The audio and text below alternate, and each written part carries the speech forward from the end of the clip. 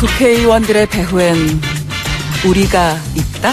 보좌관들의 리얼 정치판 이야기. 전지적 보좌관 시점.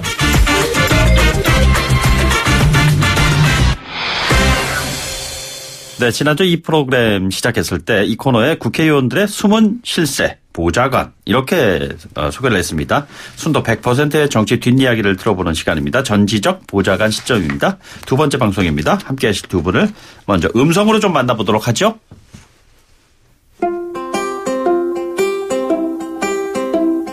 안녕하세요. 더불어민주당 인재근입니다. 우리 이명진 보좌관은 민주주의자 김근태로부터 저 인재근까지 정말 오랜 시간을 함께 해온 믿음직한 동지입니다. 국회 안에서도 실력이 좋기로 정평이 나 있습니다. 우리 이명진 보좌관 YTN 출발 새아침 잘 하고 오세요. 이명진 화이팅! 소개 받으신 대로 이명진 보좌관 나오셨습니다. 안녕하십니까? 안녕하십니까. 인재근 원실 이명진 보좌관입니다. 자, 그러면 이명진 보좌관의 카운터 파트로 누가 나오셨는지 역시 좀 음성으로 들어보도록 하죠.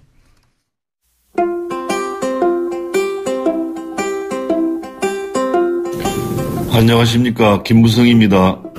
장성철 보좌관은 당과 국회에서 20년을 근무한 프로 중에 프로입니다. 저와 10년 동안 함께하면서 제가 항상 일을 믿고 맡겨왔습니다. 그래서 제가 큰 도움을 많이 받았습니다. 평소처럼 냉철하고 정확한 분석과 판단으로 건설적인 토론을 잘 해주기 바랍니다. 장성철 화이팅!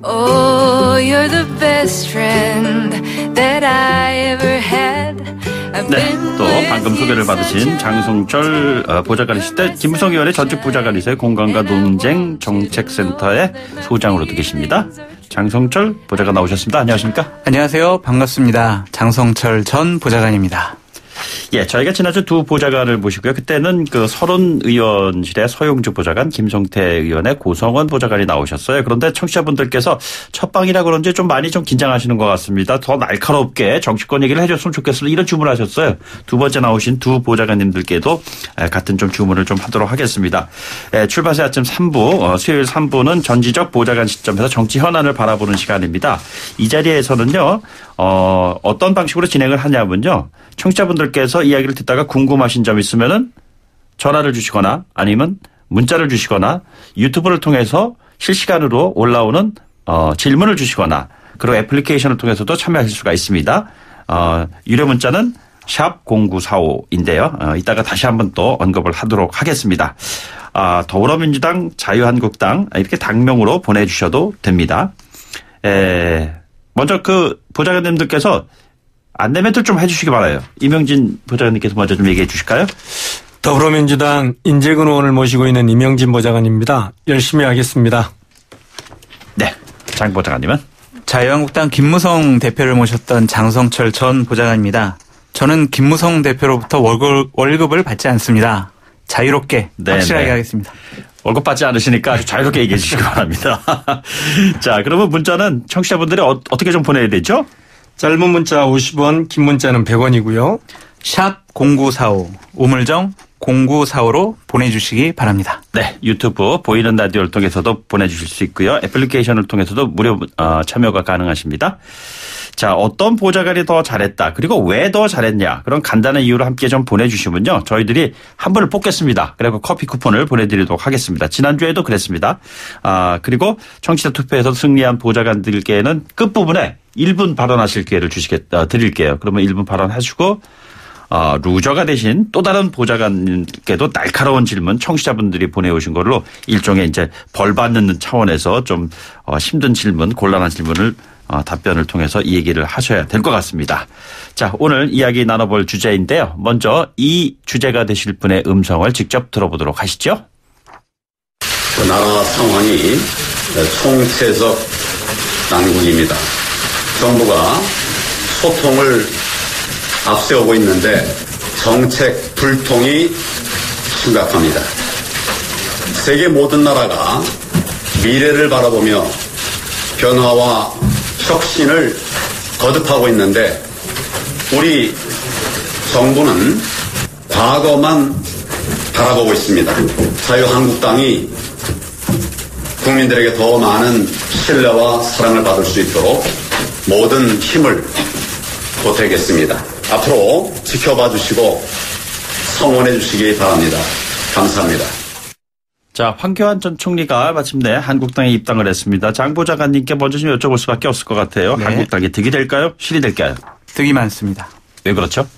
왜냐하면 지금 국민과 언론에서 한국당에 대한 관심이 별로 없지 않습니까? 네네.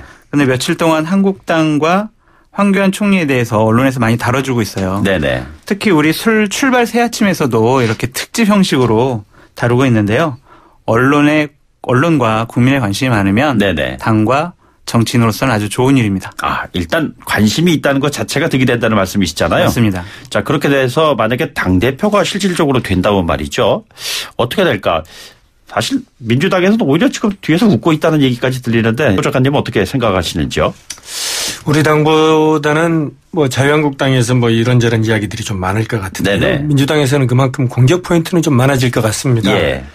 다만 민주당이 뭐 그런 생각을 해야 되느냐보다는 김근태 민주주의자께서 말씀하셨듯이 비전과 대안이 명확하지 않은 채 반대 정서 덕분에 정권을 잡는다면 다시 네네. 정체와 좌절이 찾아올지 모르거든요. 예. 반성과 성찰 속의 집권 비전을 제시해야 되는 게 민주당이 지금 현재 해야 될 일이라고 생각이 들고, 네네. 다른 당의 상황으로 반사이익을 뭐 바라거나 그런 것들을 기대할 때는 아니라고 봅니다. 예, 지금 그렇습니까? 했듯이 뭐 꾸준히 국민들의 삶을 위해 민주주의를 확고하게 정착시키는데 더 열심히 일해야 될 때라고 생각합니다. 예, 그냥 yes or no 그걸로 좀 답해 주시기 바랍니다. 황교안 전 총리가 전당대회에 나갈까요? yes. 예.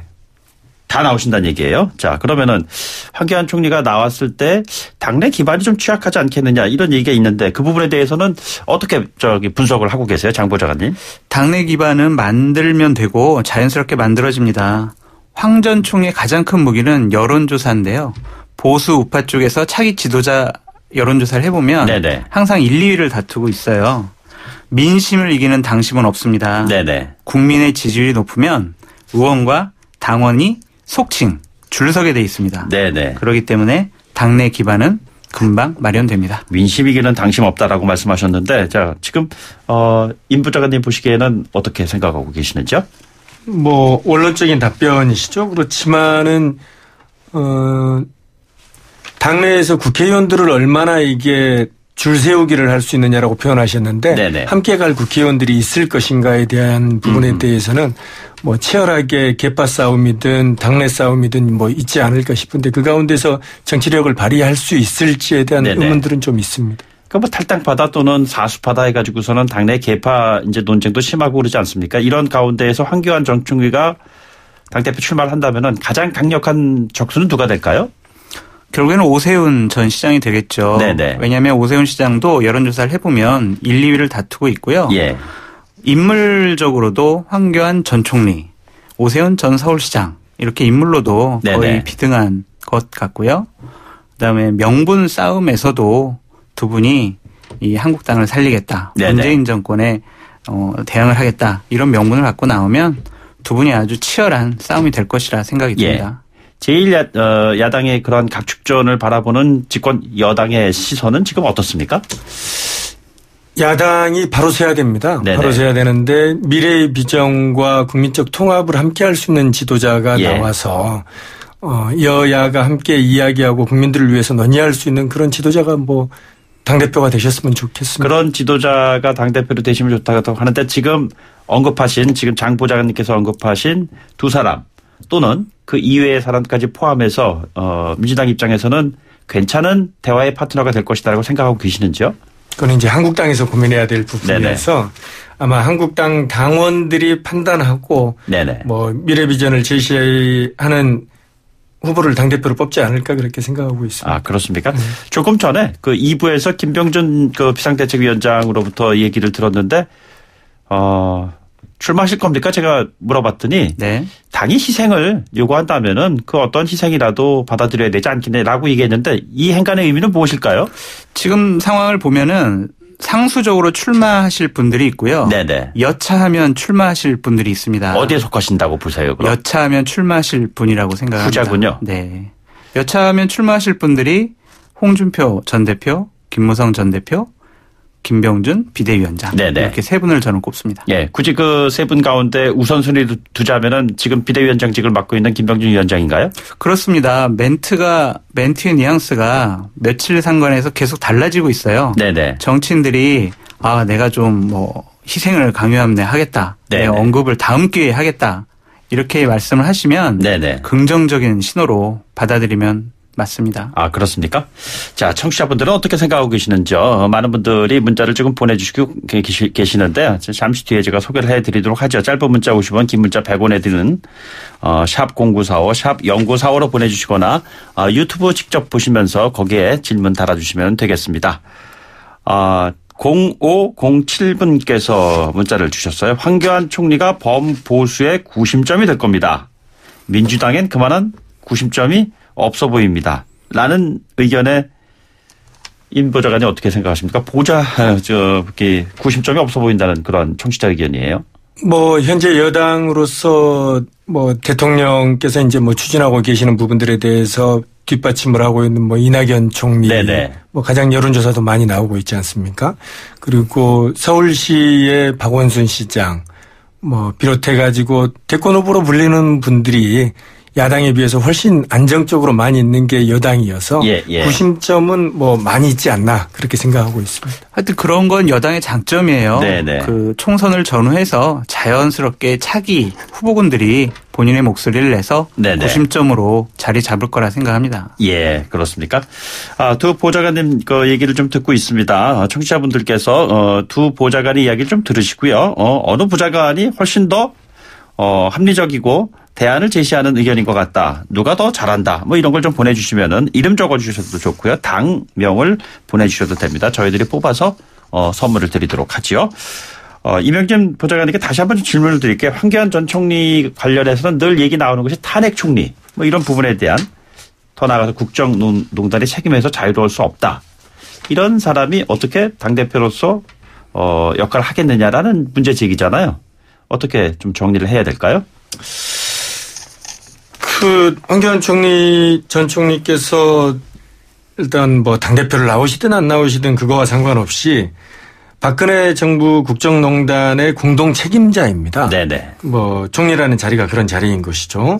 그런데 한마디 사과 없이 정치 행보를 하는 것이 맞느냐에 대해서 여야 입장 차이는 있습니다만 다 똑같이 문제 있다라고 보여지는 거고요. 책임이 없다라고 이야기하시는 것이 국정농단 시절에 황 총리께서 뭘 하셨는지. 네네.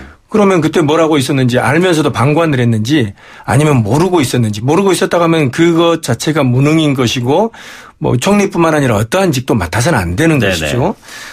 그래서 황 전 총리는 국정농단에 부역을 했든 방관을 했든 아니면 네네. 자신의 무능에 대해서든 먼저 국민들 앞에 반성하고 사죄하는 게 먼저라고 생각합니다. 그렇습니까?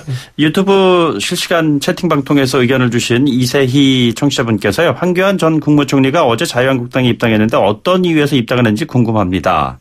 이렇게 얘기를 하셨어요. 그런데 황교안 전 총리 입당 관련해서 김무성 전 대표도 황교안 전 총리가 탄핵에 책임 없다 이런 얘기 하지 않았습니까? 장 보좌관님 좀 설명을 좀 부탁드립니다. 저는 그게 맞는 말이라고 봐요. 네. 황 전 총리는 탄핵 전국 국면에서 국정이 흔들리지 않도록 잘 관리한 부분이 있어요. 네네. 당시 국무총리를 맡고 있던 분에게 탄핵에 책임을 묻는다는 것은 좀 난센스라고 생각하고요. 네네. 예를 들어서 한번 말씀드려 볼게요. 우리 임 보좌관님이 얘기하셨는데 현재 벌어지고 있는 경제적인 어려움, 그다음에 외교상의 난맥상, 청와대에서 벌어지고 있는 어떤 청와대 행정관들이 일탈 행위들 네네. 그런 것들에 대해서 그럼 이낙연 국무총리가 책임을 져야 되는 겁니까? 저는 그렇게 생각하지는 않고요. 네네. 어차피 대통령과 국무총리가 하는 역할들이 정해져 있는데 황 총리 같은 경우에는 어쨌든 그런 어려운 상황들을 잘 관리했다라고 생각을 합니다. 물론 탄핵과 국정농단이 잘 된 것이다. 탄핵이 잘못된 것이고 국정농단이 잘된 것이다. 전 그렇게 생각은 하지 않는데 네네. 책임을 황 총리한테 묻는 것은 좀 너무 정치적인 과한 해석이 아닌가 생각이 듭니다. 문책론에 대한 이야기인데 그 자리에 있다면은 책임 문책을 당연히 받아야 되는 것이 아닌가라는 또 반문도 나올 법도 한데요. 임 보좌관님께서는 어떻게 보시는지요? 아까도 말씀드렸다시피 총리란 자리는 국정에 있어서 공동 책임자입니다. 네네. 뭐 세월호 때 총리께서 뭘 하셨으며 최순실 뭐 사태 때 총리께서 어떤 입장을 취했는지 뭐 국민들이 묻고 있는 거고요. 예. 뭐 그거에 대해서 총리께서는 분명하게 답을 해 주셔야 되는 것이죠. 황 전 총리는 그렇지만 그걸 모르쇠로 일관한다는 것 자체가 오히려 국민들을 농락하는 거 아닌가. 다시 한번 국정농단에 이어서 국민들을 다시 한번 농락하고 있는 것이다. 네네. 그렇게 생각합니다. 동의하세요? 대통령제 하에서는 대통령과 국무총리가 국정의 동반자가 될 수가 없습니다. 예. 공동 책임을 질 수 없는 부분이고요. 이 사항은 좀 과하다라는 생각이 듭니다. 그렇습니까? 네. 이슈를 좀 바꾸겠습니다. 민주당 쪽에 질문을 드릴 수밖에 없는 사안인데 이용호 손금주 두 무소속 의원에 대한 복당 불허 방침 나오지 않았습니까? 네. 야, 이건 순혈주의 아니냐. 또는 또 한편에서는 개방과 포용이 필요한데 이 부분 좀 고려해야 되지 않겠느냐. 뭐 이런 얘기들도 있는 것 같습니다. 어떻게 보시는지요? 더불어민주당 당헌 13조나 뭐 당규 17조에서 20조를 보면은 네네. 당원 자격 심사위원회에서 입당을 심사하고 판정하도록 되어 있습니다. 예. 뭐 그런 절차적인 부분들에 대해서 뭐 지키면서 이번 입당 문제를 좀 처리했다라고 보여지고요. 네네. 그렇지만은 그럼에도 불구하고 이런 문제가 나온 것은 정무적 관점에서 받아야 되는지 말아야 되는지 뭐 예를 들면은 야권 연대 부분에 대해서 우리가 이게 유리한지 아닌지 뭐부터 시작해서 뭐 특히나 민평당이 지금 14분이고 정의당이 5분인데 그렇죠. 예. 저희가 교섭단체가 만들어졌을 때 우리한테 유리한지 불리한지 뭐 그런 여러 가지 정무적 판단들 속에서 나온 이야기라고 보여지는데 네네. 더불어민주당은 기본적으로 이게 표방하는 게 당원이 주인이 되는 정당을 표방하고 있단 말입니다. 예. 그래서 정무적 판단보다는 이번 입당 문제는 당원들이 어떻게 보는지 당원들의 시각 속에서 그걸 충분히 고려하고 결정했다고 그렇게 생각하고 있습니다. 보수대연합에서 당 세를 불리는데 참 고민을 많이 하고 계시는 자유한국당 입장에서는 이걸 어떻게 지금 바라보고 계세요? 저는 임 보좌관님의 생각과 좀 다른 부분이 있는데요. 제가 예. 좀 그런 말씀드려 죄송한데 저는 오는 사람을 막는 것은 바보 같은 짓이라고 생각해요. 예. 순혈주의는 멸종을 합니다. 네네. 잡종이 더 강하죠. 보니까 못 들어오게 하는 이유가 정강 정책에 맞지 않은 행동을 했다. 네네. 대선과 지방선거 때 민주당 후보를 반대했다. 이런 이유인데요. 예. 사실 민주당 안에서도 그런 행동을 많이 했던 분들이 있잖아요. 문재인 대통령 후보 시절에 문재인 네네. 대통령 반대편에 서서 일했던 분들이 많았는데 그런 의미라면 그런 분들도 다 출당시켜야 되는 거 아니냐. 네네. 그렇게 논리를 전개 나갈 수가 있거든요. 예. 저는 박영선 의원이 오랜만에 옳은 말을 하셨다. 그렇게 생각합니다. 순혈주의 비판했어요. 보니까. 네. 예. 어떻게 생각하세요? 임 보좌관님. 방금 말씀드렸다시피 순혈주의라기보다는 우리 당 내에도 뭐 예전에 안철수 후보를 지지했던 분들이라든가 뭐 여러 분들이 계시는데 당심이 어디에 있느냐. 네네. 그게 가장 중요하다고 보여지고요. 예. 뭐 입당을 불허한 게 이번뿐만 아니라 예전에 뭐 박지원 의원이라든가 뭐 이윤석 의원 때도 이게 뭐 입당을 불허한 적들이 있습니다. 네네. 기본적으로 그러면 그게 순혈주의였냐? 그건 아니거든요. 그때 당심이 어디에 있는지, 예. 당원들의 마음이 어디에 있는지, 그게 중요한 판단의 기준이었다고 보여집니다. 당심은 사실은 고정돼 있지 않잖아요. 움직이잖아요. 그렇죠. 예. 이 부분에서는 좀 드러나지 않은 이유가 있는 것 같아요. 네네. 약간 드러난 공식적인 이유인데 드러나지 않은 이유는 당신들이 들어오지 않더라도 그 지역은 우리가 내년 총선에서 네네. 다시 민주당이 의석을 가져올 수 있다. 예. 그리고 그 지역에서 지금 현재 활동하고 있는 당협위원장들의 눈치를 안 볼 수가 없겠죠. 네네. 이 두 가지 사항도 중요한 포인트라고 생각합니다. 말씀하신 김에 장 보좌관님, 전당대회 같은 경우는 결국 당원 투표를 하는 거잖아요. 맞습니다. 근데 당원들 가운데에서 예를 들자면 태극기 부대 당원들이 좀 많이 들어서 투표를 한다면은 누가 더 유리하겠습니까? 황교안 총리가 아주 유리하죠. 새누리당, 한국당의 당원 같은 경우에는 네네. 50%가 영남 쪽 분들입니다. 예. 대구, 경북, 부산, 경남 이분들인데요. 이분들의 특징은 박근혜 대통령은 불쌍하다. 네네. 박근혜 대통령은 억울하다.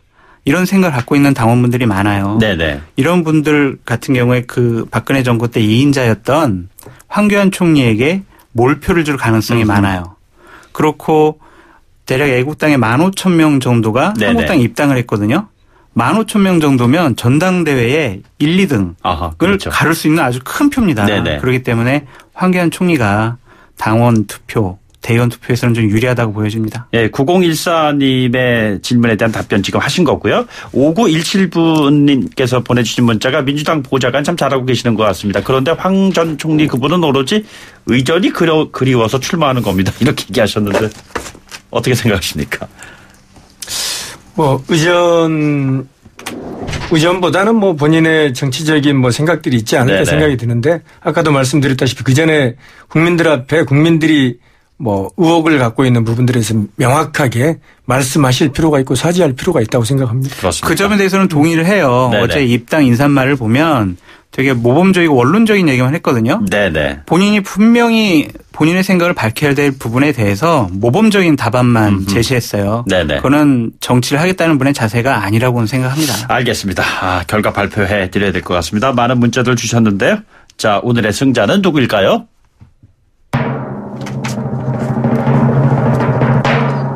네. 장성철 보좌관입니다. 문자 몇 개 소개해 드리겠어요. 9014님, 자유한국당 장성철 보좌관 신선하시네요. 월급 안 받으니까 자유롭게 하고 계시는 것 같습니다. 9169님, 한국당 보좌관님의 또록또록한 답변이 더 나은 것 같습니다. 0507님, 목소리 승리 논리적으로 얘기해 주셔서 잘 설명한 것이 승리의 요인이라고 생각합니다. 이명진 보좌관님 응원하는 문자도 많이 왔습니다. 그런데 아주 근소한 차이로 장 보좌관께서 승리를 하셨고요. 아무 말이나 좋습니다. 1분 발언이라고 하는데 시간상 한 30초밖에 못 드리겠어요. 말씀해 주시죠. 저는 이 방송을 듣는 청취자분들이라도 정치에 더 많은 관심을 가져주셨으면 합니다. 국민들께 많은 지탄을 받는 국회의원과 정치인이지만 그분들은 내 삶에 엄청난 영향을 많이 끼치시거든요. 네네. 지금 논란이 있는 최저임금 52시간 세금 문제 등등 말입니다. 욕만 하고 관심을 갖지 않으면 내가 원치 않은 덜 훌륭한 사람이 여러분의 삶을 좌지우지할 수 있거든요. 네네. 그러니 정치에 관심을 갖고 선거 때가 되면 꼭 투표장에 나가 투표해 주시기 바랍니다. 알겠습니다. 그리고 임보건 보좌관께 패자에게는 힘든 질문 드린다고 했는데 8044님이 보내주셨어요. 손혜원 의원 악재가 뜨겁습니다. 투기가 아니라는데 의원들을 지척에서 보좌하는 보좌관의 생각은 어떻습니까? 그 뭐 사실이 좀 규명된 다음에 이런저런 그에 합당한 것들이 있을 것 같은데요. 네네. 실제로 뭐 보좌관으로서 보면은 의원 시절 이전에는 좀 모르고 할 때들이 좀 있기도 하고 그런 것 같습니다. 그런데 그런다고 해서 뭐 모두 다 면제받을 수 있는 건 아닌데 손혜원 의원 거는 뭐 명확하게 좀 밝혀질 날이 있겠죠. 네. 좀 시간이 필요하다는 말씀이세요? 알겠습니다. 오늘 두 분 말씀은 여기까지 듣도록 하죠. 지금까지 이명진, 장성철 보좌관이었습니다. 또 뵙도록 하죠. 고맙습니다. 감사합니다. 감사합니다. 3부 마치고 4부에 돌아오겠습니다.